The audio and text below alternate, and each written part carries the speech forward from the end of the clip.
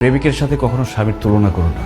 একজন প্রেমিকের কোনো দায়িত্ব নেই, সে অনেক কিছুই করতে পারে, কিন্তু একজন স্বামীর মাথায় তার স্ত্রী, তার সংসার, তার বাবা মা সবকিছুর দায়িত্ব থাকে। আর একজন স্বামী নির্দিষ্ট একজন মানুষকে খুশি করার জন্য চাইলেও অনেক কিছু করতে পারে না। একজন প্রেমিক তার প্রেমিকাকে যতটুকু ভালোবাসে, একজন স্বামী তার স্ত্রীকে অনেক গুণ বেশি ভালোবাসে, কিন্তু সেই স্বামীটা তার স্ত্রীকে তার ভালোবাসা প্রকাশ করতে পারে না, এমনকি বাবা মাকেও তার ভালোবাসা প্রকাশ করতে পারে না। আর সবার জন্য করে যাওয়া এই লোকটাকেই সবাই দোষ দেয়। ওই যে কথায় আছে না, যে করে বেশি তার দোষও বেশি। আমি তোমার পাশে শুয়ে থাকি, কিন্তু তারপরে তোমার সাথে হাসি মুখে কেন কথা বলি না? কারণ আমি তখন চিন্তা করি, আমি ভাবি যে আমার বউটার মুখে সবসময় হাসি কিভাবে ধরে রাখতে পারবো।